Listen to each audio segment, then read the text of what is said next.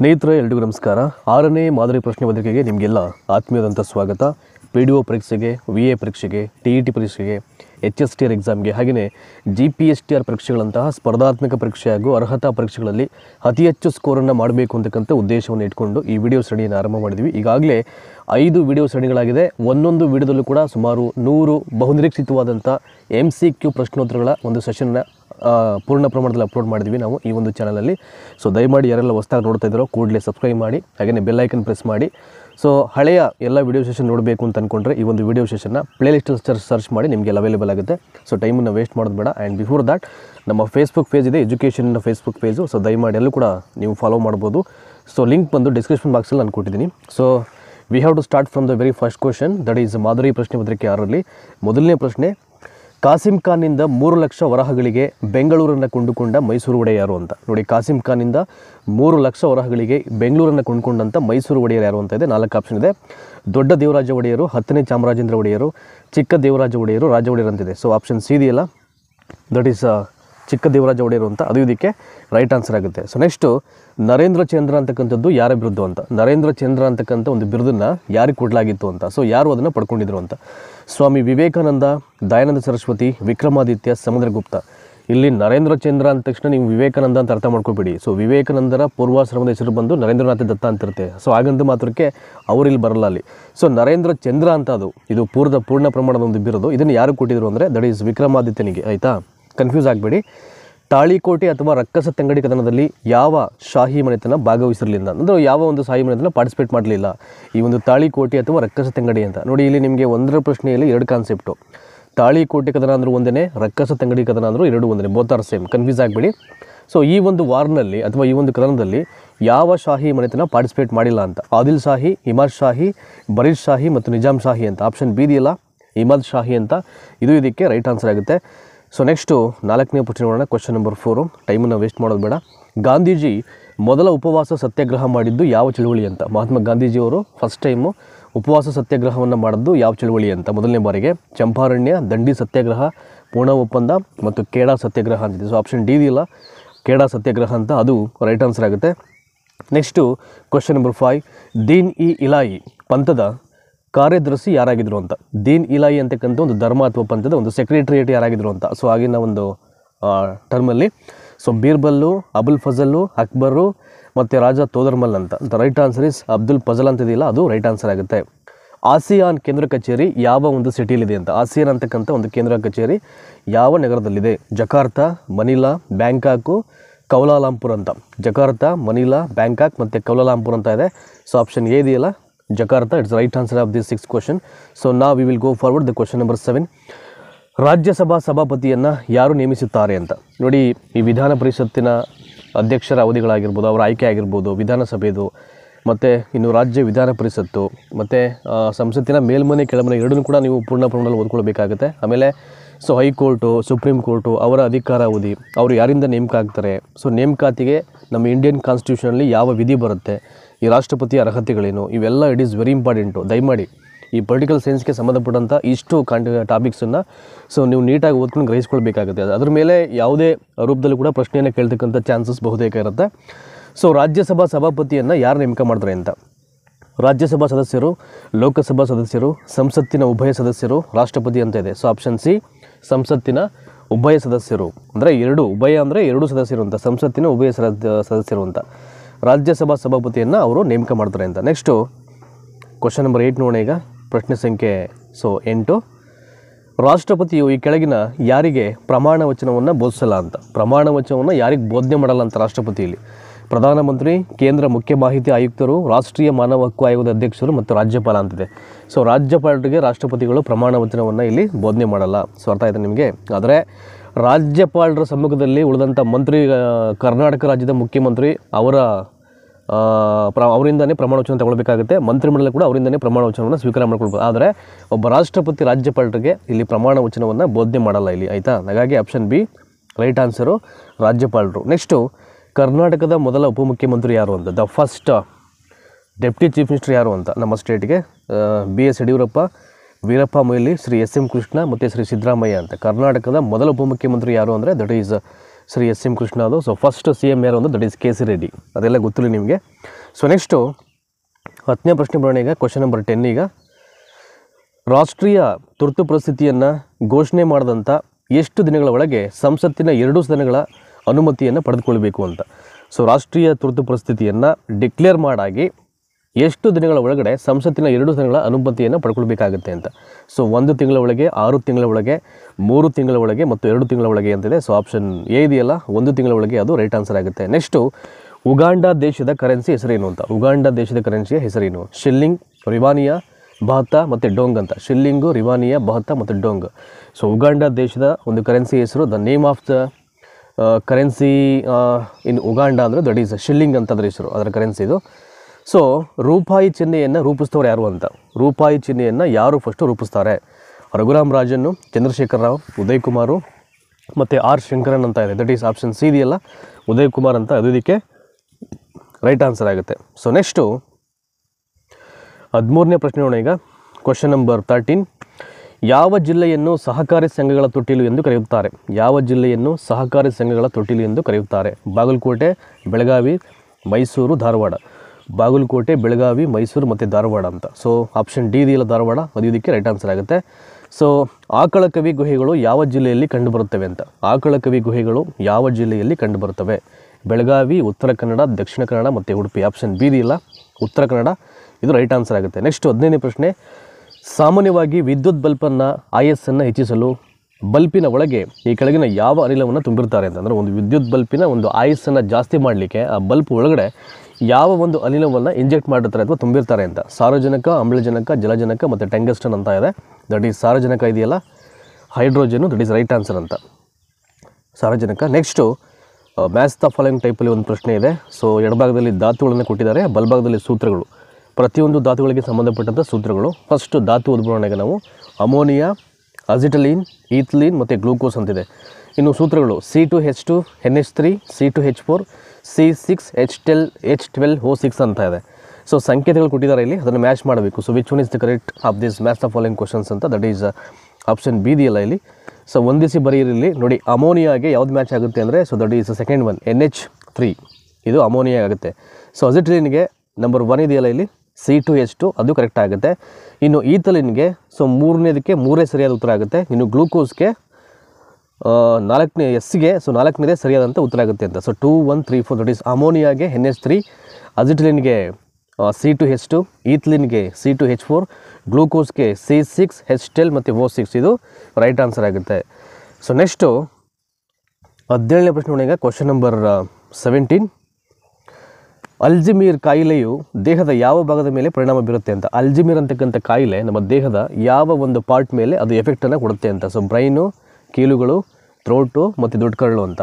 So option A ಇದೆಯಲ್ಲ brain, right answer. ಮೆದುಳಿನ ಮೇಲೆ ಅದು ಪರಿಣಾಮವನ್ನು ಬೀರುತ್ತೆ. ಯಾವುದು? ಅಲ್ಜಿಮೀರ್ ಅಂತಕ್ಕಂಥ ಒಂದು ರೋಗ ಅಥವಾ ಒಂದು ಕಾಯಿಲೆ.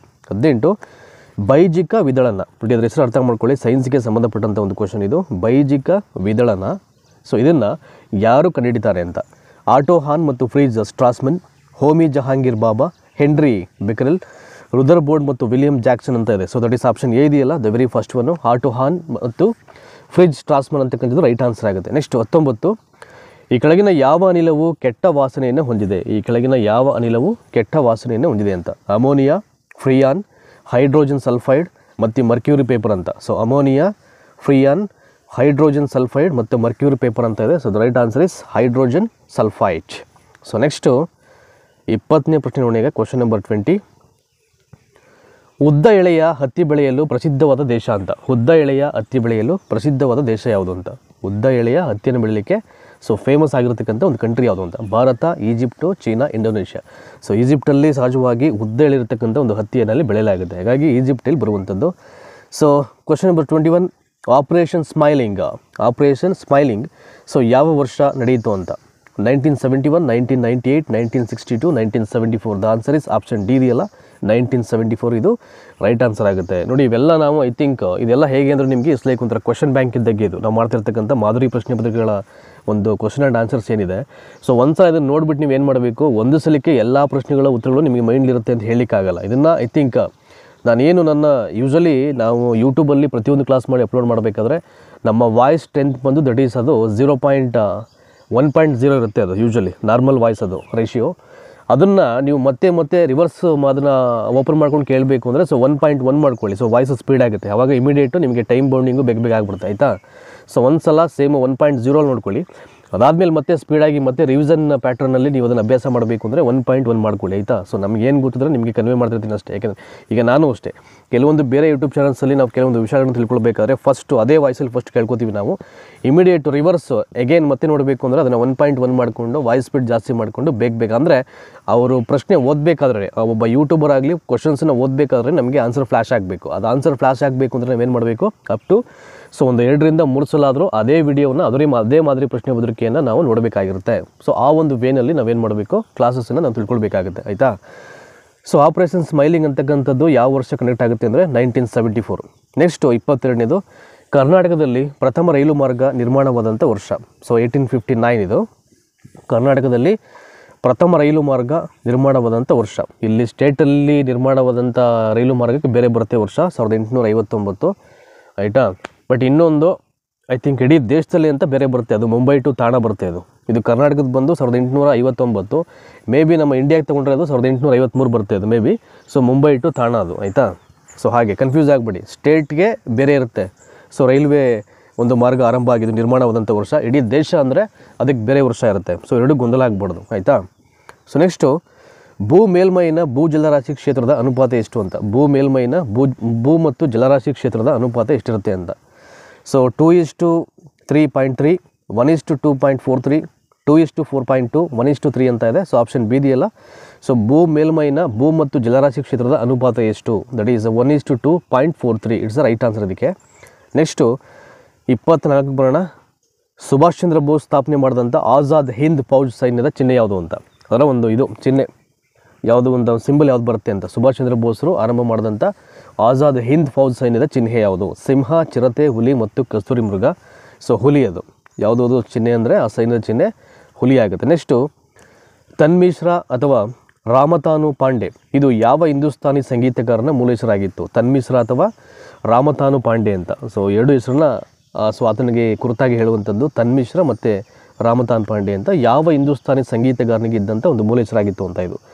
ಸೊ ಭೀಮಸೇನ ಜೋಶಿ, KS ಅಶ್ವಥ್, ಕುಮಾರ್ ಗಂಧರ್ವರು, ಮಿರ್ಜಾ ತಾನ್ಸೇನ್ ಅಂತ ಇದೆಯಲ್ಲ. ಸೊ ಆಪ್ಷನ್ ಡಿ ಇದೆಯಲ್ಲ, ಮಿರ್ಜಾ ತಾನ್ಸೇನ್ ಅಂತ, ಅದು ರೈಟ್ ಆನ್ಸರ್ ಆಗುತ್ತೆ. ಸೊ ನೆಕ್ಸ್ಟು 26ನೇ ಪ್ರಶ್ನೆ ಬರೋಣ ಈಗ. Question number 26. So here we go. ಕಲ್ಲು ಹೂವುಗಳು ಇವುಗಳ ಕೂಡುವಿಕೆಯಿಂದಾಗಿರುತ್ತವೆ. ಕಲ್ಲು ಹೂವುಗಳು ಇವುಗಳ ಕೂಡುವಿಕೆಯಿಂದಾಗಿರುತ್ತವೆ. ಬ್ಯಾಕ್ಟೀರಿಯಾಗಳು ಮತ್ತು ಶಿಲೀಂಧ್ರಗಳು, ಪಾಚಿ ಮತ್ತು ಬ್ಯಾಕ್ಟೀರಿಯಾ, ಶಿಲೀಂಧ್ರಗಳು ಮತ್ತು ಪಾಚಿ, ಶಿಲೀಂಧ್ರಗಳು ಮತ್ತು ವೈರಸ್ ಅಂತ ಇದೆ. ಸೊ ಆಪ್ಷನ್ ಸಿ ಇದೆಯಲ್ಲ, ಶಿಲೀಂಧ್ರಗಳು ಮತ್ತು ಪಾಚಿ ಅಂತ, ಅದು ರೈಟ್ ಆನ್ಸರ್ ಆಗುತ್ತೆ. ನೆಕ್ಸ್ಟ್ 27ನೇದು ಭಾರತದ ಒಕ್ಕೂಟದ ಕಾರ್ಯಾಂಗ ಒಳಗೊಂಡಿರುವುದು. ಭಾರತದ ಒಕ್ಕೂಟದ ಕಾರ್ಯಾಂಗ ಒಳಗೊಂಡಿರುವುದು ರಾಷ್ಟ್ರಪತಿ, ಉಪರಾಷ್ಟ್ರಪತಿ, ಮಂತ್ರಿಮಂಡಲ, ಪ್ರಧಾನಮಂತ್ರಿ.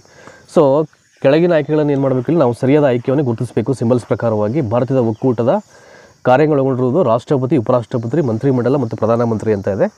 ಸೊ ಇಲ್ಲಿ ಆಪ್ಷನ್ ಡಿ ಇದೆಯಲ್ಲ ಎಲ್ಲವೂ ಅಂತ, ಅದು ರೈಟ್ ಆನ್ಸರು. ನೋಡಿ, ಇಡೀ ಭಾರತದ ಒಕ್ಕೂಟದ ಕಾರ್ಯಾಂಗ ಒಳಗೊಂಡಿರುವುದು ಎಲ್ಲವನ್ನು. ಅಲ್ಲಿ ರಾಷ್ಟ್ರಪತಿ ಇರ್ತಾರೆ, ಉಪರಾಷ್ಟ್ರಪತಿ ಇರ್ತಾರೆ, ಮಂತ್ರಿಮಂಡಲ ಇರುತ್ತೆ ಮತ್ತು ಪ್ರಧಾನಮಂತ್ರಿ ಇರ್ತಾರೆ ಅಲ್ಲಿ. ಸೊ ಎಲ್ಲವೂ ಕೂಡ ಇದಕ್ಕೆ ರೈಟ್ ಆನ್ಸರ್ ಆಗುತ್ತೆ. ಸೊ ಎಲ್ಲವೂ ಅಂತಕ್ಕಂಥ ಉತ್ತರ ಬಂದು ಆಪ್ಷನ್ ಡಿ ಯಲ್ಲಿದೆ. ಹಾಗಾಗಿ D is the right answer of this 27th question.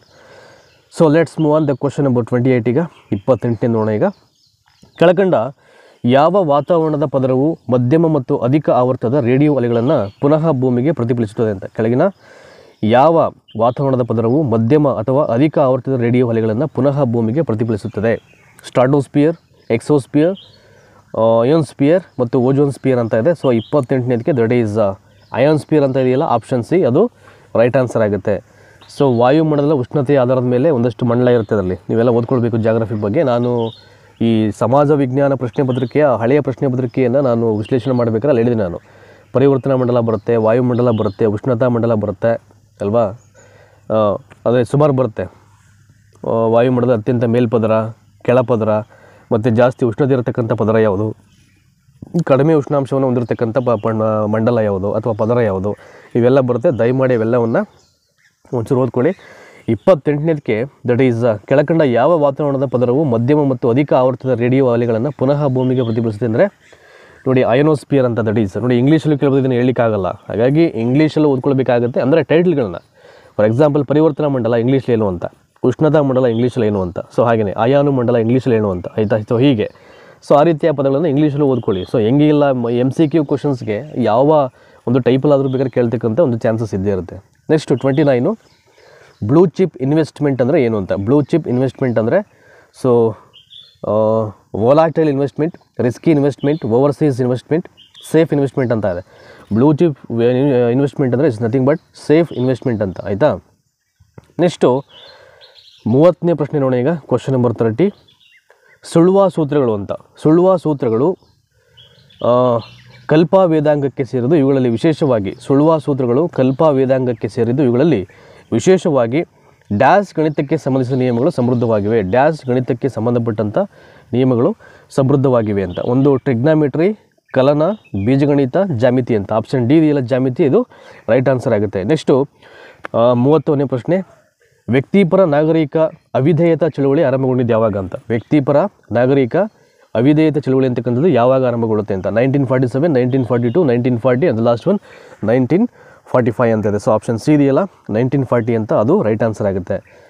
So next 32ನೇ ಪ್ರಶ್ನೆ ಬರೋಣ. ಈಗ ಕ್ವಶನ್ ನಂಬರ್ 32 ಈಗ ಕೆಳಗಿನ ಯಾವುದನ್ನು ರಾಜ್ಯ ವಿಧಾನಮಂಡಲವು ಒಳಗೊಂಡಿರುತ್ತದೆ ಅಂತ. ಕೆಳಗಿನ ಯಾವುದನ್ನು ಒಂದು ರಾಜ್ಯದ ವಿಧಾನಮಂಡಲ ಒಳಗೊಂಡಿರುತ್ತೆ. ರಾಜ್ಯಪಾಲರು, ವಿಧಾನಸಭೆ ಹಾಗೂ ವಿಧಾನ ಪರಿಷತ್ತು. ವಿಧಾನಸಭೆ ಹಾಗೂ ವಿಧಾನ ಪರಿಷತ್ತು, ರಾಜ್ಯಪಾಲರು ಹಾಗೂ ವಿಧಾನಸಭೆ ಯಾವುದು ಅಲ್ಲ ಅಂತಿದೆ ನೋಡಿ. ಫಸ್ಟ್ ಆಪ್ಷನ್ ಇದೆಯಲ್ಲ ವಿಧಾನಮಂಡಲ ಅಂತಕ್ಕಂಥ ಯಾವುದನ್ನು ಒಳಗೊಂಡಿರುತ್ತೆ ಅಂದರೆ ರಾಜ್ಯಪಾಲರು, ವಿಧಾನಸಭೆ ಮತ್ತು ವಿಧಾನ ಪರಿಷತ್ತು, ಈ ಮೂರನ್ನು ಕೂಡ ಅದು ಸೊ ರಾಜ್ಯ ವಿಧಾನಮಂಡಲ ಒಳಗೊಂಡಿರುತ್ತೆ ಅಂತ. Next so here we go the question number 33 ಸಾಂಕೇತಿಕವಾಗಿ ನಿರೂಪಿಸಲ್ಪಟ್ಟ ಸೂಚನೆಗಳನ್ನು ಬೈನರಿ ರೂಪಕ್ಕೆ ಪರಿವರ್ತಿಸುವ ಪ್ರೋಗ್ರಾಮ್ ಅಂತ. It is A computer related question ಇದು. ಸಾಂಕೇತಿಕವಾಗಿ ನಿರೂಪಿಸಲ್ಪಟ್ಟಂಥ ಸೂಚನೆಗಳನ್ನು ಬೈನರಿ ರೂಪಕ್ಕೆ ಪರಿವರ್ತಿಸ್ತಕ್ಕಂಥ ಪ್ರೋಗ್ರಾಮ್ ಯಾವುದು ಅಂತ. ಲಿಂಕರ್, ಅಸೆಂಬ್ಲರ್, ಲೋಡರ್ ಮತ್ತು ಆಟೋ ಲೋಡರ್ ಅಂತ ಇದೆ. ಸೊ ಆಪ್ಷನ್ ಬಿ ಇದೆಯಲ್ಲ assembler, it's right answer. Next 34ನೇದು ಆಡಿಯೋ ವರ್ಧಕದಿಂದ ವರ್ಧಕಕ್ಕೆ ಕಳಿಸ್ತಕ್ಕಂಥ ಮುನ್ನ ಉಪಯೋಗಿಸಲಾಗ್ತಕ್ಕಂಥ ಟ್ರಾನ್ಸ್ಫಾರ್ಮ್ ಕಾರ್ಯ ಅನ್ನು. ಸೊ ಏನು ಕಾರ್ಯ ಅಂತ ಟ್ರಾನ್ಸ್ಫಾರ್ಮ್ ಇದೆಯಲ್ಲಿ ಆಡಿಯೋ ವರ್ಧಕದಿಂದ ವರ್ಧಕಕ್ಕೆ ಕಳಿಸುವ ಮುನ್ನ ಉಪಯೋಗಿಸಲಾಗುವ ಟ್ರಾನ್ಸ್ಫಾರ್ಮರ್ ಕಾರ್ಯ ಅಂತ. ಅದೇನು ಮಾಡುತ್ತೆ ಅಂತ. Resistance matching, impedance matching, voltage ವರ್ಧನೆ, ವಿದ್ಯುತ್ ಸಂಕೇತದ ವರ್ಧನೆ ಅಂತ ಇದೆ. ಸೊ ಆಪ್ಷನ್ ಸಿ ಬಂದು ವೋಲ್ಟೇಜ್ ವರ್ಧನೆ ರೈಟ್ ಆನ್ಸರ್. ನೆಕ್ಸ್ಟ್ 35 ಪಾದದ ಬೆವರಿನಲ್ಲಿ ಈ ಕೆಳಕಂಡ ಯಾವ ಅಂಶ ಮಿಶ್ರಿತವಾಗಿದ್ದು ಇದರ ಆಧಾರದ ಮೇಲೆ ತರಬೇತಿ ಹೊಂದಿದ ಶ್ವಾನಗಳು ಮನುಷ್ಯರನ್ನು ಪತ್ತೆ ಮಾಡುತ್ತವೆ. ಸೊ ಪಾದದ ಬೆವರಿನಲ್ಲಿ ಈ ಕೆಳಕಂಡ ಯಾವ ಅಂಶ ಮಿಶ್ರಿತವಾಗಿದ್ದು ಇದರ ಆಧಾರದ ಮೇಲೆ ತರಬೇತಿ ಹೊಂದಿದ ಶ್ವಾನಗಳು ಮನುಷ್ಯರನ್ನು ಪತ್ತೆ ಮಾಡುತ್ತವೆ ಅಂತ.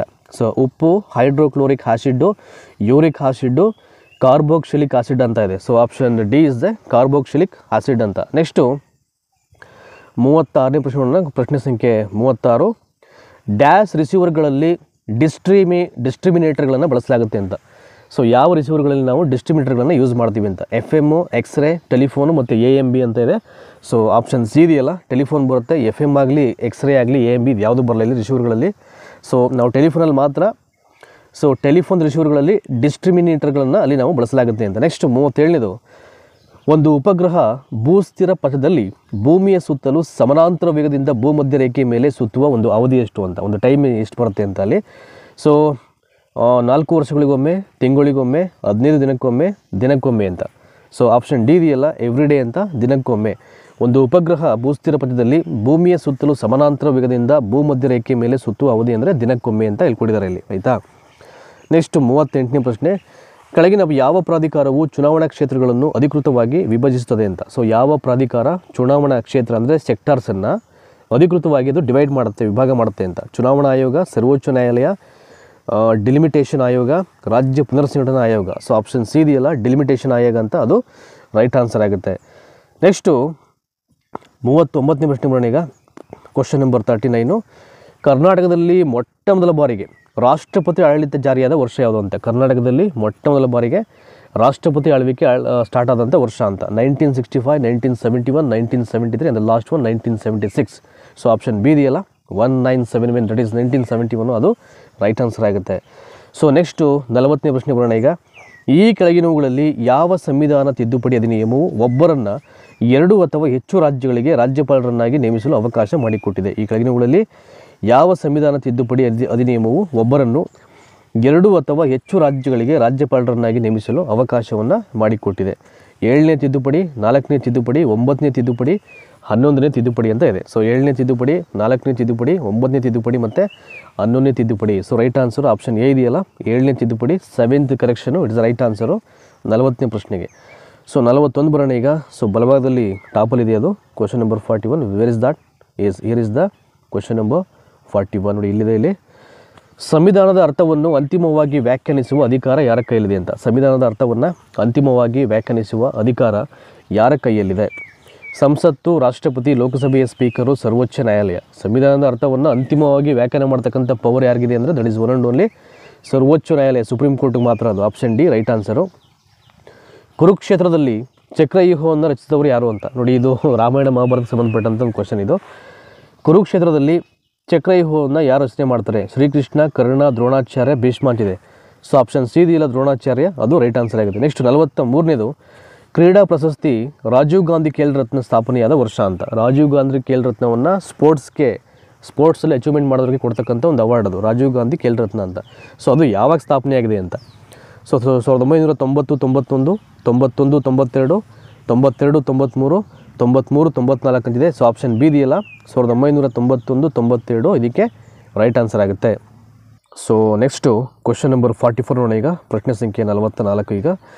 ಯಾವ ಉದ್ದೇಶದಿಂದ ಧ್ವಜ ತಲೆಕೆಳಕಾಗಿ ಹಾರಿಸುವುದು ಅಂತ. ಒಂದು ಧ್ವಜವನ್ನು ತಲೆಕೆಳಕಾಗಿ ಹಾರಿಸಬೇಕು ಅಂದರೆ ಒಂದು ರೀಸನ್ ಇರುತ್ತೆ, ಒಂದು ಬಲವಾದ ಕಾರಣ, ಅದೇನು ಅಂತ.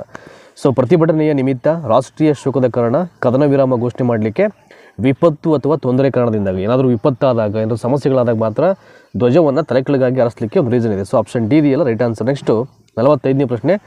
ಸುನಾಮಿ ಅಲೆಗಳಿಂದ ರಕ್ಷಣೆ ನೀಡುವ ಸಸ್ಯವರ್ಗ ಯಾವುದು ಅಂತ. ಸುನಾಮಿ ಅಲೆಗಳಿಂದ ರಕ್ಷಣೆ ನೀಡತಕ್ಕಂಥ ಸಸ್ಯವರ್ಗ ಯಾವುದಪ್ಪ ಅಂದರೆ ಮ್ಯಾಂಗ್ರೋವ್ ಕಾಡುಗಳು, ಕುರುಚಲು ಕಾಡು, ಎಲೆ ಉದುರುವ ಕಾಡು, ನಿತ್ಯ ಹರಿದ್ವರ್ಣ ಕಾಡು ಅಂತಿದೆ. ಸೊ ಆಪ್ಷನ್ ಎ ಇದೆಯಲ್ಲ, ಮ್ಯಾಂಗ್ರೋವ್ ಕಾಡುಗಳು, ಇದು ರೈಟ್ ಆನ್ಸರು. ನೆಕ್ಸ್ಟ್ 46ನೇದು. ಭಾರತದಲ್ಲಿ ಅಧಿಕವಾಗಿ ಕಂಡುಬರುವ ಮಳೆಯ ಪ್ರಕಾರ ಯಾವುದು ಅಂತ. ನಮ್ಮ ಇಡೀ ಇಂಡಿಯಾದಲ್ಲಿ ಅತಿ ಹೆಚ್ಚು ಕಂಡುಬರ್ತಕ್ಕಂಥ ಒಂದು ಮಳೆಯ ಪ್ರಕಾರ ಅಥವಾ ಮಳೆಯ ಮಾದರಿ ಯಾವುದು ಅಂತ. ಸೊ ಹಲವಾರು ಬರುತ್ತೆ ಮಳೆ ವಿಧಗಳಲ್ಲಿ. ಸೊ ಆವರ್ತ ಮಳೆ ಇದೆ, ಪರಿಸರಣ ಮಳೆ ಇದೆ, ಗಡಿನಾಡು ಮಳೆ ಇದೆ, ಪರ್ವತ ಮಳೆ ಇದೆ. ಸೊ ನಮ್ಮ ಇಂಡಿಯಾದಲ್ಲಿ ಅತಿ ಹೆಚ್ಚು ಕಂಡು ಬರ್ತಕ್ಕಂಥ ಮಳೆಯ ಪ್ರಕಾರ ಯಾವುದಪ್ಪ ಅಂದರೆ ನೋಡಿ ಆಪ್ಷನ್ ಸಿ ಇದೆಯಲ್ಲ, ಪರ್ವತ ಮಳೆ ಅಂತ, ಅದು ರೈಟ್ ಆನ್ಸರ್ ಆಗುತ್ತೆ. ಸೊ ನೆಕ್ಸ್ಟು 47ನೇ ಪ್ರಶ್ನೆ ನೋಡಿ. Question number 47. ದ್ವಿದಳ ಧಾನ್ಯಗಳನ್ನು ಮತ್ತು ಏಕದಳ ಧಾನ್ಯಗಳನ್ನು ಒಂದರ ನಂತರ ಮತ್ತೊಂದು ಬೆಳೆಯುವ ಪದ್ಧತಿ ಅಂತ. ದ್ವಿದಳ ಧಾನ್ಯಗಳನ್ನು ಮತ್ತು ಏಕದಳ ಧಾನ್ಯಗಳನ್ನು ಒಂದಾದಮೇಲೆ ಒಂದು ಬೆಳೀತಾರೆ. ಸೊ ಆ ಒಂದು ಪದ್ಧತಿಗೆ ಏನಂತ ಹೇಳ್ತೀವಿ ಅಂತ. ಪರ್ಯಾಯ ಬೆಳೆ, ಸ್ಥಳಾಂತರ ಬೇಸಾಯ, ಸಾಂದ್ರ ಬೇಸಾಯ ಮತ್ತು ಜೀವನಾಧಾರ ಬೇಸಾಯ ಅಂತಿದೆ. ಸೊ ಆಪ್ಷನ್ ಎ ಇದೆಯಲ್ಲ, ಪರ್ಯಾಯ ಬೆಳೆ, ಅದು ರೈಟ್ ಆನ್ಸರ್ ಆಗುತ್ತೆ. ನೆಕ್ಸ್ಟ್ 48ನೇದು. ಭತ್ತದ ಬೆಳೆಗೆ ಸೂಕ್ತವಾದ ಮಣ್ಣು ಯಾವುದು ಅಂತ. ಭತ್ತವನ್ನು ಬೆಳೀಲಿಕ್ಕೆ ಯಾವ ಮಣ್ಣು ಸೂಕ್ತವಾಗುತ್ತೆ ಅಂತ. ಅಂದರೆ ಫಲವತ್ತತೆಯನ್ನು ಹೊಂದಿರತಕ್ಕಂಥ ಮಣ್ಣು ಯಾವುದು ಅಂತ ಭತ್ತ ಬೆಳೀಲಿಕ್ಕೆ. ಕೆಂಪು ಮಣ್ಣು, ಜಂಬಿಟ್ಟಿಗೆ ಮಣ್ಣು, ಜೇಡಿ ಮಿಶ್ರಿತ ಮಣ್ಣು, ಜೇಡಿ ಮಿಶ್ರಿತ ಮೆಕ್ಕಲು ಮಣ್ಣು ಅಂತ. ಜೇಡಿ ಮಿಶ್ರಿತ ಮೆಕ್ಕಲು ಮಣ್ಣು. So option D is the right answer. Next 49. ಭಾರತದಲ್ಲಿ ಅಬ್ರಕದ ಮಹತ್ವದ ನಿಕ್ಷೇಪ ಇರತಕ್ಕಂಥ ಕೋಡೇರ್ಮ. ಭಾರತದಲ್ಲಿ ಅಬ್ರಕದ ಮಹತ್ವದ ನಿಕ್ಷೇಪ ಇರುವ ಕೋಡೇರ್ಮ ಯಾವ ರಾಜ್ಯದಲ್ಲಿದೆ. ನಮ್ಮ ಇಡೀ ಇಂಡಿಯಾದಲ್ಲಿ ಅಬ್ರಕದ ಒಂದು ಮಹತ್ವದ ನಿಕ್ಷೇಪ ಇರತಕ್ಕಂಥ ಸ್ಥಳ ಯಾವುದಪ್ಪ ಅಂದರೆ ಕೋಡೇರ್ಮ ಅಂತ ಅಲ್ಲಿದೆ ಅಂತ ಹೇಳ್ತಾರೆ. ಬಟ್ ಅದು ಯಾವ ಸ್ಟೇಟಲ್ಲಿದೆ ಅಂತ. Bihar, Rajasthan, Jharkhand, Andhra Pradesh. Bihar, Rajasthan, Jharkhand, Andhra Pradesh. So option C ಇದೆಯಲ್ಲ, ಜಾರ್ಖಂಡು, ಇದಕ್ಕೆ ರೈಟ್ ಆನ್ಸರ್ ಆಗುತ್ತೆ. ಸೊ ನೆಕ್ಸ್ಟು 50ನೇ ಪ್ರಶ್ನೆ ಬರೋಣ ಈಗ. ಕ್ವಶನ್ ನಂಬರ್ 50 ಈಗ. ದಟ್ ಈಸ್ ಖಾರಿಫ್ ಬೆಳೆ ಅಂದರೆ ಏನು ಅಂತ. ಖಾರಿಫ್ ಬೆಳೆ ಮತ್ತು ಖಾರಿಫ್ ಬೇಸಾಯ ಅಂದರೆ ಏನು ಅಂತ ಕೇಳ್ತಾರೆ ಪ್ರಶ್ನೆಯನ್ನು. ಹಾಗಾಗಿ ನೀವು ಓದ್ಕೊಳ್ಬೇಕು ಅದನ್ನು. ಸೊ ಮರುಭೂಮಿ ಬೆಳೆ, ಒಣಭೂಮಿ ಬೆಳೆ, ಚಳಿಗಾಲದ ಬೆಳೆ ಮತ್ತು ಮುಂಗಾರು ಬೆಳೆ ಅಂತ. ಖಾರಿಫ್ ಬೆಳೆ ಅಂದರೆ ಮುಂಗಾರು ಬೆಳೆ, ಇದು ರೈಟ್ ಆನ್ಸರು ಆಯಿತಾ. ಸೊ ನೆಕ್ಸ್ಟು 51ನೇ ಪ್ರಶ್ನೆ ನೋಡಿ. Question number 51. Question number 51. Andaman ದ್ವೀಪಕ್ಕೆ ಅತಿ ಹತ್ತಿರದ ದೇಶ ಯಾವುದು ಅಂತ. ಅಂಡಮಾನ್ ದ್ವೀಪಕ್ಕೆ ತುಂಬ ನೀರಿರತಕ್ಕಂಥ ಕಂಟ್ರಿ ಯಾವುದು ಅಂತ. Sri Lanka, Bangladesh, ಮಯನ್ಮಾರು, Indonesia. So option C ಇದೆಯಲ್ಲ, ಮಯನ್ಮಾರು, ಅದಕ್ಕೆ ರೈಟ್ ಆನ್ಸರ್ ಆಗುತ್ತೆ. ಜಿಮ್ ಕಾರ್ಬೆಟ್ ರಾಷ್ಟ್ರೀಯ ಉದ್ಯಾನವನ ಹರಿಯತಕ್ಕಂಥ ನದಿ ಅಂತ. ಜಿಮ್ ಕಾರ್ಬೆಟ್ ಅಂತಕ್ಕಂಥ ರಾಷ್ಟ್ರೀಯ ಉದ್ಯಾನವನದಲ್ಲಿ ಹರಿಯುವ ನದಿ ಯಾವುದು ಅಂತ. It is very important question, ಕೇಳ್ತಾರೆ ಇದನ್ನ. ರಾಮಗಂಗಾ, ಸರಯು, ಗೋಮತಿ ಮತ್ತು ತೀಸ್ತಾ ಅಂತಿದೆ. The right answer is Ramganga ಆಯಿತಾ. ನೋಡಿ ಅಂಡಮಾನ್ ದ್ವೀಪಕ್ಕೆ ಹತ್ತಿರ ಇರತಕ್ಕಂಥ ದೇಶ ಯಾವುದಪ್ಪ ಅಂದರೆ ಇಲ್ಲಿ ಮಯನ್ಮಾರು. ಜಿಮ್ ಕಾರ್ಬೆಟ್ ಅಂತಕ್ಕಂಥ ರಾಷ್ಟ್ರೀಯ ಉದ್ಯಾನವನದಲ್ಲಿ ಹರಿತಕ್ಕಂಥ ನದಿ ಯಾವುದಪ್ಪ ಅಂದರೆ ದಟ್ ಈಸ್ ರಾಮಗಂಗಾ ನದಿ ಅಂತ ಹೆಸರು. ನೆಕ್ಸ್ಟ್ 53. ಆಕ್ಸಿಸ್ ಬ್ಯಾಂಕ್ ಎಂದು ಹೆಸರು ಬದಲಾಯಿಸಿಕೊಂಡಿರ್ತಕ್ಕಂಥ ಬ್ಯಾಂಕ್ ಯಾವುದು ಅಂತ. ಆಕ್ಸಿಸ್ ಬ್ಯಾಂಕ್ ಅಂತ ಹೆಸರನ್ನು ಬದಲಾಯಿಸಿಕೊಂಡಂಥ ಬ್ಯಾಂಕ್ ಯಾವುದು ಅಂತ. Yes Bank, UTI Bank, Federal Bank ಮತ್ತು ಗ್ಲೋಬಲ್ ಟ್ರಸ್ಟ್ ಬ್ಯಾಂಕ್ ಅಂತ. ಸೊ ಆಕ್ಸಿಸ್ ಬ್ಯಾಂಕ್ಗೆ ಮುಂಚೆ ಎಲ್ಲ UTI ಬ್ಯಾಂಕ್ ಅಂತ ಹೇಳ್ತಾ ಇದ್ರು, ಈಗ ಅದು ಆಕ್ಸಿಸ್ ಬ್ಯಾಂಕ್ ಆಗಿ ಅದು ಮರುನಾಮಕರಣವನ್ನು ಪಡ್ಕೊಂಡಿದ್ದಾರೆ, ನೇಮನ್ನು ಬದಲಾವಣೆ ಮಾಡ್ಕೊಂಡಿದೆ ಅಂತ ಅಷ್ಟೇ ಇದು ಆಯಿತಾ. ಸೊ ನೆಕ್ಸ್ಟು ಬ್ಯಾಂಕ್ ರೇಟ್ ಅಂತಾರೆ ಇದನ್ನು, ದಟ್ ಈಸ್ ಬ್ಯಾಂಕು ದರ ಅಂತ. ಅದಕ್ಕೆ ಸಂಬಂಧಪಟ್ಟ ಪ್ರಶ್ನೆ ಇದು 54ನೇದು. ಬ್ಯಾಂಕು ದರ ಅಂದರೆ ಏನು ಅಂತ. What you mean by bank rate. ಭಾರತ ವಿದೇಶಗಳಿಂದ ಪಡೆದ ಸಾಲಗಳಿಗೆ ನೀಡತಕ್ಕಂಥ ಬಡ್ಡಿ ದರ. ರಿಸರ್ವ್ ಬ್ಯಾಂಕ್ ಆಫ್ ಇಂಡಿಯಾ ವಿದೇಶಗಳಿಗೆ ನೀಡಿದ ಸಾಲದ ಮೇಲಿನ ಬಡ್ಡಿ ದರ. ಬ್ಯಾಂಕುಗಳು ಸಾರ್ವಜನಿಕರಿಗೆ ನೀಡಿರತಕ್ಕಂಥ ಸಾಲದ ಮೇಲಿನ ಬಡ್ಡಿ ದರ. ರಿಸರ್ವ್ ಬ್ಯಾಂಕ್ ವಾಣಿಜ್ಯ ಬ್ಯಾಂಕುಗಳಿಗೆ ನೀಡುವ ಸಾಲದ ಮೇಲಿನ ಬಡ್ಡಿ ದರ. ನೋಡಿ, ಎಲ್ಲವೂ ನಿಮಗೆ ಐ ಥಿಂಕ್ ಸರಿ ಅಂತ ಅನ್ನಿಸ್ಬಿಡುತ್ತೆ. ಅದರಲ್ಲಿ ಒಂದು ಮಾತ್ರ ಆಯ್ಕೆ ಮಾಡಬೇಕಾಗುತ್ತೆ, ಒಂದಷ್ಟು ಚೇಂಜಸ್ ಇರುತ್ತೆ ಅಲ್ಲಿ. ಸೊ ಬ್ಯಾಂಕ್ ರೇಟ್ ಅಂದರೆ ಏನು ಅಂದರೆ, ರಿಸರ್ವ್ ಬ್ಯಾಂಕ್ ಏನು ಮಾಡುತ್ತೆ, ವಾಣಿಜ್ಯ ಬ್ಯಾಂಕುಗಳಿಗೆ, ಕಮರ್ಷಿಯಲ್ ಬ್ಯಾಂಕ್ಸ್ಗೆ ಸಾಲವನ್ನು ನೀಡುತ್ತೆ. ಯಾವುದು ರಿಸರ್ವ್ ಬ್ಯಾಂಕು. ಆ ಸಾಲವನ್ನು ನೀಡಿದಾಗ ಆ ಸಾಲವನ್ನು ವಾಪಸ್ ಕೊಡಬೇಕಾದ್ರೆ ಕಮರ್ಷಿಯಲ್ ಬ್ಯಾಂಕ್ಸು ಅದ್ರ ಮೇಲೆ ಬಡ್ಡಿಯನ್ನು ಹಾಕುತ್ತೆ.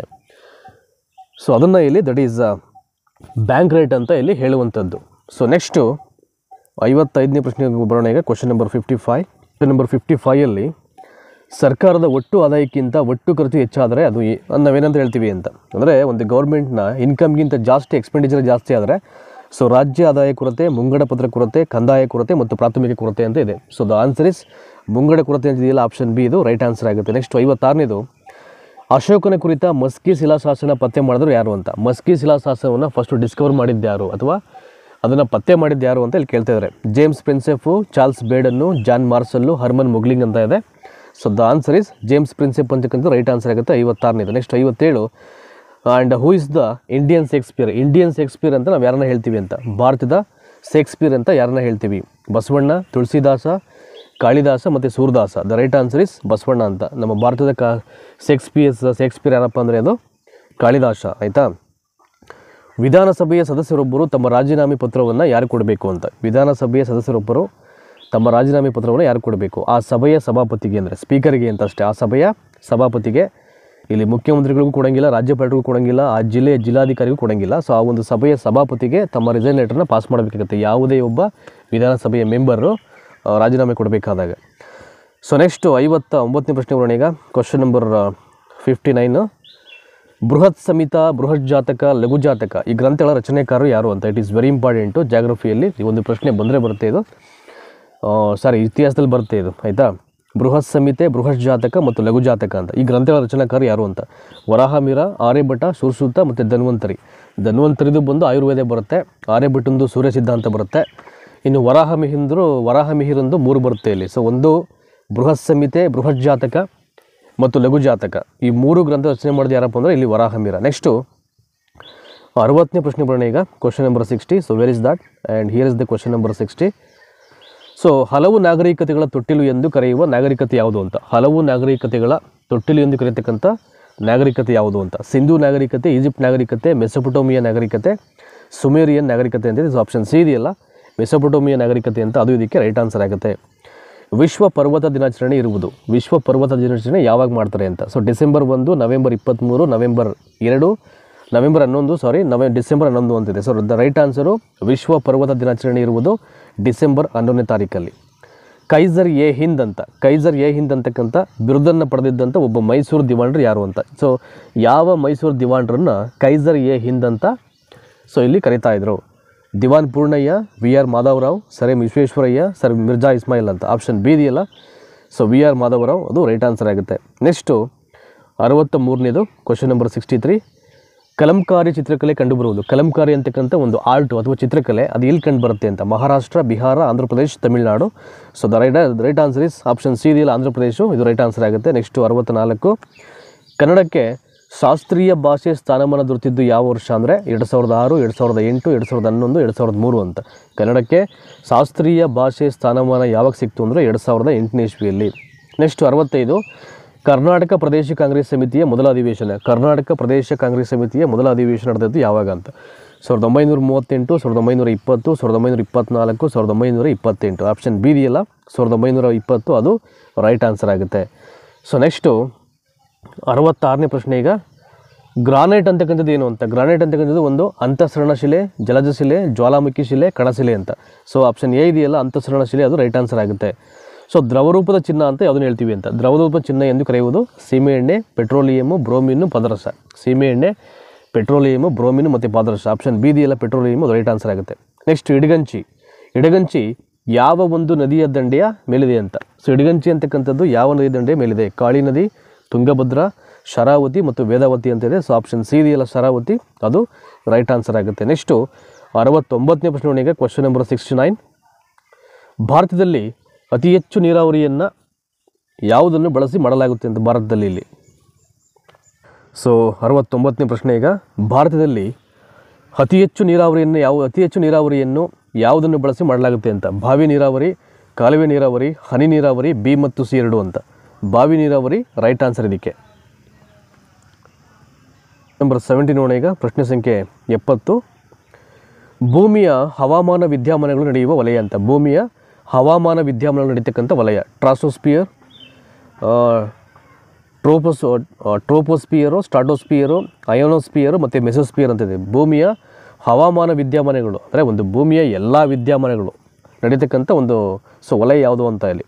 ದಟ್ ಈಸ್ ಟ್ರೋಪೋಸ್ಪಿಯರ್ ಅಂತಿದೆಯಲ್ಲ, ಇಲ್ಲಿ ನಡೀತಿದೆ. ಇಲ್ಲಿ ಮೋಡ, ಮಳೆ, ಗಾಳಿ, ವಾಯು ಅಂದರೆ ಹವಾಮಾನದ ಎಲ್ಲ ವೈಪರೀತ್ಯಗಳು ಈ ಒಂದು ವಲಯದಲ್ಲಿ ಕಂಡುಬರುವಂಥದ್ದು ಟ್ರೋಪೋಸ್ಪಿಯರ್ ಅಂತ. ಜಗತ್ತಿನ ಅತ್ಯಂತ ಉದ್ದವಾದ ಪರ್ವತ ಯಾವುದು ಅಂತ. ಜಗತ್ತಿನ ಅತ್ಯಂತ ಉದ್ದವಾದ ಪರ್ವತ ಶ್ರೇಣಿ ಇದು ಬಹುತೇಕ ಪ್ರಶ್ನೆ ಪತ್ರಿಕೆಯಲ್ಲಿ ಕೇಳಿದರೆ CET ಎಕ್ಸಾಮ್ಸಲ್ಲಿ.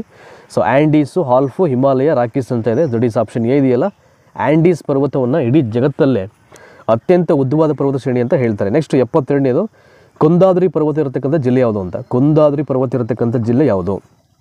ಉತ್ತರ ಕನ್ನಡ, ಹಾಸನ, ಚಿಕ್ಕಮಗಳೂರು, ಶಿವಮೊಗ್ಗ ಅಂತ. ಉತ್ತರ ಕನ್ನಡ, ಹಾಸನ, ಚಿಕ್ಕಮಗಳೂರು, ಶಿವಮೊಗ್ಗ. ಆಪ್ಷನ್ ಡಿ ಇದೆಯಲ್ಲ, ಶಿವಮೊಗ್ಗ, ಇದು ರೈಟ್ ಆನ್ಸರ್ ಆಗುತ್ತೆ. ನೆಕ್ಸ್ಟ್ 73ನೇದು, ಭಾರತದ ಸುಪ್ರೀಂ ಕೋರ್ಟ್ನ ನ್ಯಾಯಾಧೀಶರ ಸಂಖ್ಯೆಯನ್ನು ಹೆಚ್ಚಿಸುವ ಅಧಿಕಾರ ಅಂತ. ಭಾರತದ ಸುಪ್ರೀಂ ಕೋರ್ಟ್ನ ನ್ಯಾಯಾಧೀಶರ ಸಂಖ್ಯೆಯನ್ನು ಹೆಚ್ಚಿಸುವ ಅಧಿಕಾರ ಇರುವುದು ಅಂತ. ರಾಷ್ಟ್ರಪತಿಗೆ, ಸಂಸತ್ತಿಗೆ, ಸುಪ್ರೀಂ ಕೋರ್ಟು ಮತ್ತು ಕಾನೂನು ಆಯೋಗಕ್ಕೆ. ಒಂದು ಭಾರತದ ಸುಪ್ರೀಂ ಕೋರ್ಟ್ನ ನ್ಯಾಯಾಧೀಶರ ಸಂಖ್ಯೆಯನ್ನು ಹೆಚ್ಚಿಸ್ತಕ್ಕಂಥ ಅಧಿಕಾರ ಯಾರಿಗಿದೆಯಪ್ಪ ಅಂದರೆ ಅದು ಸಂಸತ್ತಿಗೆ ಮಾತ್ರ ಅದು, ಆಯಿತಾ. ಸೊ 74ನೇ ಪ್ರಶ್ನೆ ಈಗ, ಭಾರತ ಸಂವಿಧಾನದ 5 ಮತ್ತು 6ನೇ ಅನುಸೂಚಿಗಳನ್ನು ಯಾವ ಉದ್ದೇಶಕ್ಕೆ ಉಪಬಂಧಿಸಲಾಗಿದೆ ಅಂತ. ಭಾರತ ಸಂವಿಧಾನದ 5 ಮತ್ತು 6ನೇ ಅನುಸೂಚಿಗಳನ್ನು ಯಾವ ಉದ್ದೇಶಕ್ಕೆ ಉಪಬಂಧಿಸಲಾಗಿದೆ? ಪರಿಶಿಷ್ಟ ಪಂಗಡಗಳ ಹಿತಾಸಕ್ತಿ ರಕ್ಷಣೆ ಮಾಡಲಿಕ್ಕೆ, ರಾಜ್ಯಗಳ ನಡುವಿನ ಗಡಿಗಳನ್ನು ನಿರ್ಧಾರ ಮಾಡಲಿಕ್ಕೆ, ಪಂಚಾಯಿತಿಗಳಿಗೆ ಅಧಿಕಾರ, ಪ್ರಾಧಿಕಾರ ಮತ್ತು ಜವಾಬ್ದಾರಿಗಳನ್ನು ನಿರ್ಧರಿಸಲು, ಎಲ್ಲ ಗಡಿ ರಾಜ್ಯಗಳ ಹಿತಾಸಕ್ತಿಯನ್ನು ರಕ್ಷಣೆ ಮಾಡಲಿಕ್ಕೆ ಅಂತ ಇದೆ. ಸೊ ಭಾರತ ಸಂವಿಧಾನದ 5 ಮತ್ತು 6ನೇ ಅನುಸೂಚಿಗಳನ್ನು ಯಾವ ಉದ್ದೇಶಕ್ಕೆ ಉಪಬಂಧಿಸಲಾಗಿದೆ?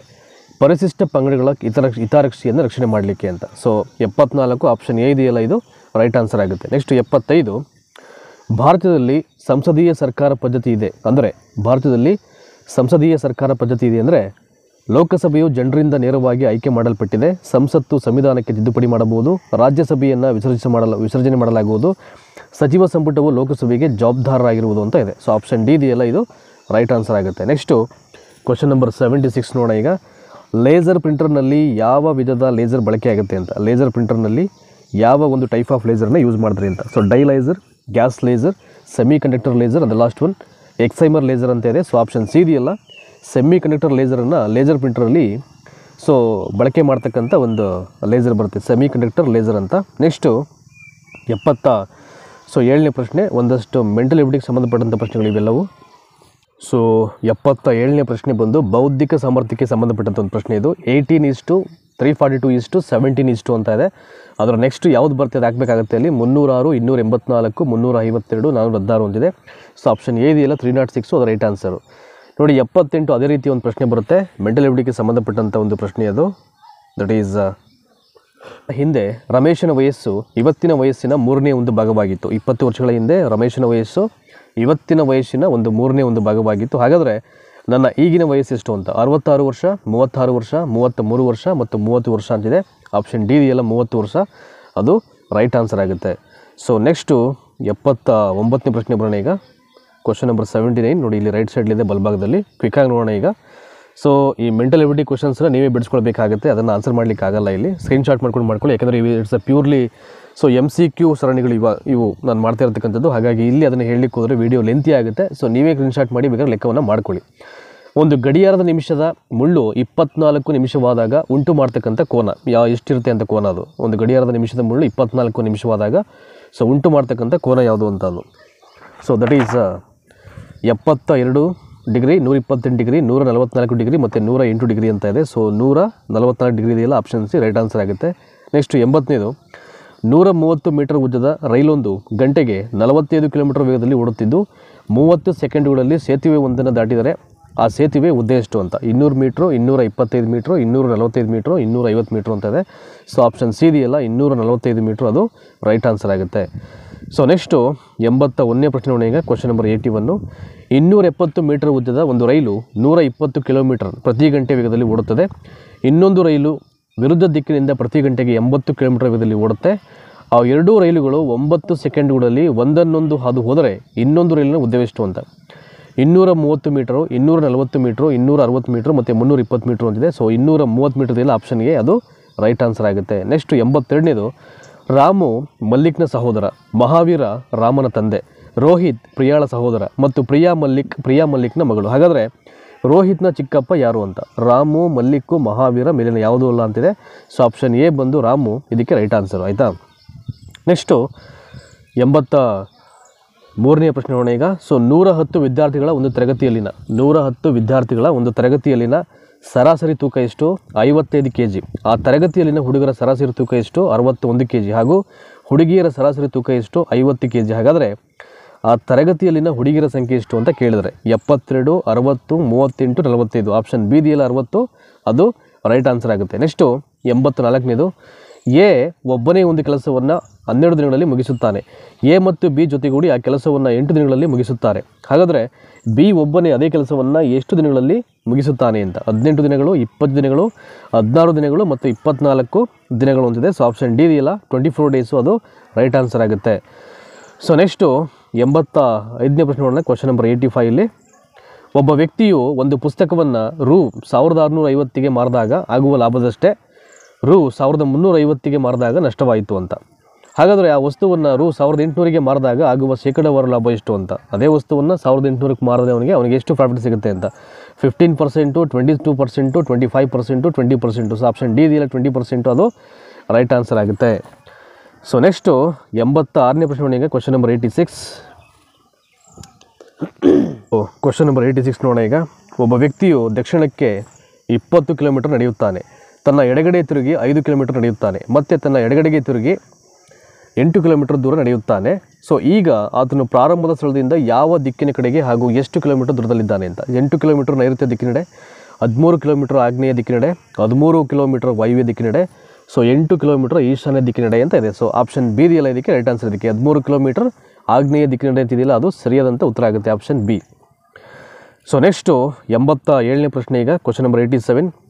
ಈ ಆಕೃತಿಯಲ್ಲಿನ ತ್ರಿಭುಜಗಳ ಸಂಖ್ಯೆ ಎಷ್ಟು ಅಂತ. ಒಂದು ಆಕೃತಿಯನ್ನು ಕೊಟ್ಟಿದ್ದಾರೆ, ಅದರಲ್ಲಿ ಇರ್ತಕ್ಕಂಥ ತ್ರಿಭುಜಗಳ ಒಟ್ಟು ಸಂಖ್ಯೆ ಎಷ್ಟು ಅಂತ ನಾವು ಇಲ್ಲಿ ಕಂಡುಹಿಡಿಯಬೇಕಾಗುತ್ತೆ. ಸೊ 15, 12, 17, 16. ಸೊ ಆಪ್ಷನ್ ಡಿ ಇದೆಯಲ್ಲ 16, ಅದಕ್ಕೆ ರೈಟ್ ಆನ್ಸರ್ ಆಗುತ್ತೆ. ನೆಕ್ಸ್ಟ್ 88, ವರುಣ ಸಮರಾಭ್ಯಾಸವು ಯಾವ ದೇಶಗಳ ನಡುವೆ ನಡೆಯುತ್ತೆ ಅಂತ. ವರುಣ ಸಮರಾಭ್ಯಾಸವು ಯಾವ ದೇಶಗಳ ನಡುವೆ ನಡೆಯುತ್ತದೆ. Bharat Russia, Bharat UK, Bharat Malaysia ಮತ್ತು ಸಿಂಗಾಪುರ, ಭಾರತ ಮತ್ತು ಫ್ರಾನ್ಸ್ ಅಂತ ಇದೆ. ಸೊ ಇದಕ್ಕೆ ರೈಟ್ ಆನ್ಸರ್ ಬಂದು ಆಪ್ಷನ್ ಡಿ ಇದೆಯಲ್ಲ ಭಾರತ ಮತ್ತು ಫ್ರಾನ್ಸು, ಅದು ಸರಿಯಾದಂಥ ಉತ್ತರ ಆಗುತ್ತೆ.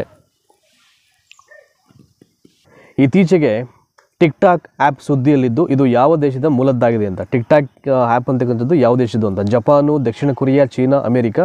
ಸೊ ಆಪ್ಷನ್ ಸಿ ಇದೆಯಲ್ಲ ಚೀನಾ ಅಂತ, ಅದು ರೈಟ್ ಆನ್ಸರ್ ಆಗುತ್ತೆ. ಸೊ ಟಿಕ್ಟಾಕ್ ಅಂತಕ್ಕಂಥ ಆ್ಯಪನ್ನು ಅದು ಚೀನಾದ ಆ್ಯಪ್ ಅದು. ಸೊ ಮೇ ಬಿ ಅದು ಸ್ಟಾಪ್ ಆಗಿರ್ಬೇಕು ಅನಿಸುತ್ತೆ ಈಗ ಅದು. ಸೊ ಅವಾಗ ಸುದ್ದಿಯಲ್ಲಿತ್ತು, ಬಟ್ ಈಗ ಸ್ಟಾಪ್ ಮಾಡಿದೆ ಅನಿಸುತ್ತೆ. ಬಟ್ ಮೂಲತಃ ಅದು ಚೀನಾದ ಅಪ್ಲಿಕೇಶನ್ ಟಿಕ್ಟಾಕ್ ಆ್ಯಪ್ ಅಂತಕ್ಕಂಥದ್ದು. ಸೊ ನೆಕ್ಸ್ಟು 90ನೇ ಪ್ರಶ್ನೆ ಬರೋಣ ಈಗ. Question number 90, that is make in India ಯೋಜನೆಯಡಿ ಭಾರತದಲ್ಲೇ ನಿರ್ಮಾಣವಾಗುತ್ತಿರತಕ್ಕಂಥ ಸೇನಾ ವಸ್ತುವಾದ ಧನುಷ್ ಅಂತಕ್ಕಂಥದ್ದು. ಮೇಕ್ ಇನ್ ಇಂಡಿಯಾ ಯೋಜನೆಯಡಿಯಲ್ಲಿ ಭಾರತದಲ್ಲಿ ನಿರ್ಮಾಣವಾಗುತ್ತಿರುವ ಸೇನಾ ವಸ್ತುವಾದ ಧನುಷ್ ಅಂತಕ್ಕಂಥದ್ದು ಏನು ಅಂತದ್ದು. ಜಲಾಂತರ್ಗಾಮಿ ನೌಕೆ, ಕ್ಷಿಪಣಿ, ರೇಡಾರ್ ವ್ಯವಸ್ಥೆ ಮತ್ತು ಫಿರಂಗಿ ಅಂತ. ಧನುಷ್ ಅಂತಕ್ಕಂಥದ್ದು ಒಂದು ಫಿರಂಗಿ ಹೆಸರು ಅದು. ಸೊ ಆಪ್ಷನ್ ಡಿ ಫಿರಂಗಿ ರೈಟ್ ಆನ್ಸರು. MS ವರ್ಡ್ನಲ್ಲಿ Ctrl+Q ಕೀಯನ್ನು ಯಾವುದಕ್ಕೆ ನಾವು ಯೂಸ್ ಮಾಡ್ತೀವಿ ಅಂತ. Ctrl+Qನ ಯಾವುದಕ್ಕೆ ಯೂಸ್ ಮಾಡ್ತೀವಿ ಅಂತ. ಸೊ ಹೈಪರ್ ಲಿಂಕ್ಗೆ ಸೇರ್ಪಡೆಯಾಗಲು, ಆಯ್ಕೆ ಮಾಡಿದಂಥ ಟೆಕ್ಸ್ಟನ್ನು ಕಾಪಿ ಮಾಡಲಿಕ್ಕೆ, ಪ್ಯಾರಾಗ್ರಾಫ್ ಫಾರ್ಮ್ಯಾಟಿಂಗ್ ಮಾಡಲು, ಹೊಸ ದಾಖಲೆ ತೆರೆಯಲು ಅಂತ. ಸೊ Ctrl+Qನ ಯಾಕೆ ಯೂಸ್ ಮಾಡ್ತೀವಿ ಅಂದರೆ ಪ್ಯಾರಾಗ್ರಾಫ್ ಫಾರ್ಮ್ಯಾಟಿಂಗ್ ಮಾಡಲಿಕ್ಕೆ ಅದು ಯೂಸ್ ಮಾಡುವಂಥದ್ದು. ಸೊ 92ನೇ ಪ್ರಶ್ನೆ, ಭಾರತೀಯ ರೈಲ್ವೆ ವಲಯಗಳಲ್ಲಿ 2018 ಮತ್ತು 19ನೇ ಸಾಲಲ್ಲಿ ಅತಿ ಹೆಚ್ಚು ಸರಕು ಸಾಗಣೆ ಮಾಡಿ ದಾಖಲೆ ಬರೆದಿರತಕ್ಕಂಥ ರೈಲ್ವೆ ವಲಯ ಸೊ ಯಾವುದು ಅಂತ ಹೇಳಿದ್ದಾರೆ. ಈಗ ಭಾರತೀಯ ರೈಲ್ವೆ ವಲಯಗಳಲ್ಲಿ 2018 ಮತ್ತು 19ನೇ ಸಾಲಲ್ಲಿ ಅತಿ ಹೆಚ್ಚು ಸರಕು ಸಾಗಣೆ ಮಾಡಿ ದಾಖಲೆ ಬರೆದಿರತಕ್ಕಂಥ ರೈಲ್ವೆ ಯಾವುದು ಅಂತ. ಸೊ 2018, 19ನೇ ಸಾಲಲ್ಲಿ. ಸೊ ಇದಕ್ಕೆ ಆಪ್ಷನ್ಸು ಒಂದು ಕೇಂದ್ರೀಯ ವಲಯ ಅಂತ ಇದೆ. ಸೊ ಹಾಗೆ ಮತ್ತೊಂದು 3 ಆಪ್ಷನ್ಸ್ ಇಲ್ಲಿ ನೋಡೋಣ. ಇಲ್ಲಿ 92ನೇ ಪ್ರಶ್ನೆಗೆ ನೋಡಿ, ಮೊದಲನೇ ಆಪ್ಷನ್ ಕೇಂದ್ರೀಯ ವಲಯ, ದಕ್ಷಿಣ ಕೇಂದ್ರೀಯ ರೈಲ್ವೆ ವಲಯ, ಪೂರ್ವ ಕೇಂದ್ರ ರೈಲ್ವೆ ವಲಯ ಮತ್ತು ನೈಋತ್ಯ ರೈಲ್ವೆ ವಲಯ ಅಂತಿದೆ. ಸೊ ಆಪ್ಷನ್ ಬಿ ಇದೆಯಲ್ಲ ದಕ್ಷಿಣ ಕೇಂದ್ರ ರೈಲ್ವೆ ವಲಯ, ಅದು ರೈಟ್ ಆನ್ಸರ್ ಆಗುತ್ತೆ 92ನೇ ಪ್ರಶ್ನೆಗೆ. ನೆಕ್ಸ್ಟು ಕ್ವಶನ್ ನಂಬರ್ 93 ನೋಡೋಣ ಈಗ.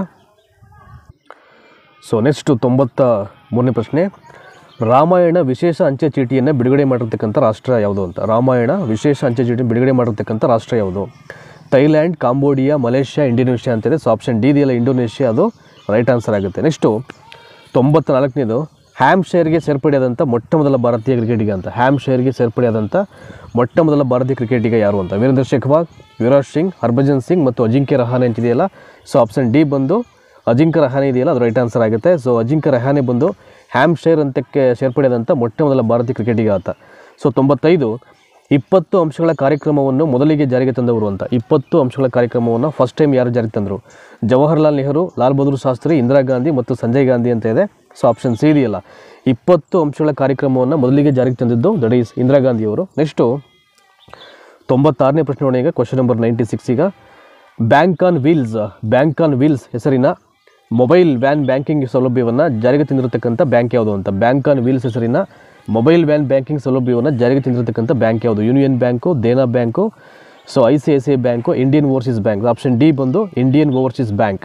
97, ದೇಶದಲ್ಲಿಯೇ ಅತ್ಯುತ್ತಮವಾದ ಕಾರ್ಯನಿರ್ವಹಣೆ ಲಾಭಗಳಿಕೆ ಮಾಡಿದ ಗ್ರಾಮೀಣ ಬ್ಯಾಂಕ್ ಯಾವುದು ಅಂತ. ದೇಶದಲ್ಲಿಯೇ ಅತ್ಯುತ್ತಮವಾದ ಕಾರ್ಯನಿರ್ವಹಣೆ ಲಾಭಗಳಿಕೆ ಮಾಡಿದಂಥ ಗ್ರಾಮೀಣ ಬ್ಯಾಂಕ್ ಯಾವುದು ಅಂತ. ಸೊ ಪ್ರಗತಿ ಗ್ರಾಮೀಣ ಬ್ಯಾಂಕು, ಶರಾವತಿ ಗ್ರಾಮೀಣ ಬ್ಯಾಂಕು, ರಾಯ್ಪುರ್ ಉಜ್ವಲ ಗ್ರಾಮೀಣ Bank, Tripura Gramin Bank. The right answer is 97ಗೆ that is Tripura Gramin Bank ಇದೆಯಲ್ಲ, ಅದು ಸರಿಯಾದಂಥ ಉತ್ತರ ಆಗುತ್ತೆ. ನೆಕ್ಸ್ಟ್ 98ನೇ ಪ್ರಶ್ನೆ ನೋಡೋಣ. ಈಗ ಕ್ವಶನ್ ನಂಬರ್ 98. ಈಗ ಸೊ ಮ್ಯಾನ್ ಬೂಕರ್ ಇಂಟರ್ನ್ಯಾಷನಲ್ ಪ್ರಶಸ್ತಿ ನೀಡತಕ್ಕಂಥ ದೇಶ ಯಾವುದು ಅಂತ. ಮ್ಯಾನ್ ಬೂಕರ್ ಇಂಟರ್ನ್ಯಾಷನಲ್ ಪ್ರಶಸ್ತಿ ನೀಡತಕ್ಕಂಥ ದೇಶ ಯಾವುದು? UK, ಅಮೇರಿಕಾ, ಫ್ರಾನ್ಸು ಮತ್ತು ಸ್ವೀಡನ್ ಅಂತ. So Man Booker International award ನೀಡತಕ್ಕಂಥ ದೇಶ ಯಾವುದಪ್ಪ ಅಂತ? That is UK. Right answer option A. 99, operation sunrise 2 ಅಂತ ಇದೆ. ಸೊ ಆಪರೇಷನ್ ಸನ್ರೈಸ್ 2 ಯಾವ ಸೇನೆಗಳ ನಡುವೆ ನಡೆಯಿತು ಅಂತ? ಸೊ ಬ್ರಿಟನ್ ಮತ್ತು ಅಮೇರಿಕಾ, ನಾರ್ವೆ ಮತ್ತು ಬ್ರಿಟನ್ನು, ಭಾರತ ಮತ್ತು ಮಯನ್ಮಾರು, ಭಾರತ ಮತ್ತು ಲಂಕಾ ಅಂತ. ಸೊ ಭಾರತ ಮತ್ತು ಮಯನ್ಮಾರ್ ಇದೆಯಲ್ಲ, ಅದು ರೈಟ್ ಆನ್ಸರ್ ಆಗುತ್ತೆ ಆಪರೇಷನ್ ಸನ್ರೈಸ್ 2 ಅಂತ. ನೆಕ್ಸ್ಟ್ 100, 2019ರ ವಿಶ್ವ ಪರಿಸರ ದಿನದ ಧ್ಯೇಯವಾಕ್ಯ ಏನಾಗಿತ್ತು ಅಂತ. 2019ರ ವಿಶ್ವ ಪರಿಸರ ದಿನದ ಧ್ಯೇಯವಾಕ್ಯ ಏನಾಗಿತ್ತು? Beat the plastic pollution, beat the air pollution, only one earth save in for future new or never ಅಂತ ಇದೆ. ಎನ್ವಿರಾನ್ಮೆಂಟಲ್ ಸಸ್ಟೈನ್ಸ್ ಮತ್ತು ಎಕನಾಮಿಕ್ ಗ್ರೋಸ್ ಅಂತ ಇದೆ. ಸೊ ಆಪ್ಷನ್ ಬಿ ಇದೆಯಲ್ಲ ಬೀಟ್ ದ ಏರ್ ಪೊಲ್ಯೂಷನ್ ಅಂತ. ಸೊ 2019ರ ವಿಶ್ವ ಪರಿಸರ ದಿನದ ಧ್ಯೇಯವಾಕ್ಯ ಯಾವುದಪ್ಪ ಅಂದರೆ it is very importantly beat the air pollution right answer. So ಹಾಗಾಗಿ ಸೊ ಮಾದರಿ ಪ್ರಶ್ನೆ ಪತ್ರಿಕೆ 6ರ ಬಹುನಿರೀಕ್ಷಿತವಾದ 100 ಒಂದು MCQ ಕ್ವಶನ್ ಆ್ಯಂಡ್ ಆನ್ಸರ್ಸನ್ನು ಸೊ ಇಲ್ಲಿಗೆ ನಾವು ಕಂಪ್ಲೀಟ್ ಮಾಡ್ಕೊಂಡಿದ್ದೀವಿ. ನೆಕ್ಸ್ಟು 7ನೇದು ಮಾಡಬೇಕು, ಅದು ಮತ್ತೊಂದು ಸೊ ವಿಡಿಯೋ ಸೆಷನಲ್ಲಿ ನಿಮಗೆ ಅಪ್ಲೋಡ್ ಆಗುತ್ತೆ. ಸೊ ದಯಮಾಡಿ ಈ ಒಂದು ವಿಡಿಯೋ ಸೆಷನ್ನ ಎಲ್ಲರಿಗೂ ಶೇರ್ ಮಾಡಿ. ಹಾಗೆಯೇ ನಾನು ಪ್ರಾರಂಭದಲ್ಲಿ ಹೇಳಿದಾಗೆ ನಮ್ಮ ಫೇಸ್ಬುಕ್ ಪೇಜನ್ನು ಫಾಲೋ ಮಾಡಿ. ಲಿಂಕ್ ಬಂದು ನಿಮಗೆ ಡಿಸ್ಕ್ರಿಪ್ಷನ್ ಬಾಕ್ಸಲ್ಲಿ ಅವೈಲೇಬಲ್ ಇದೆ. ಸೊ ಇಷ್ಟೊತ್ತು ವಿಡಿಯೋನ ವಾಚ್ ಮಾಡೋದಂತ ನಿಮಗೆಲ್ಲ ಧನ್ಯವಾದ. Thank you so much.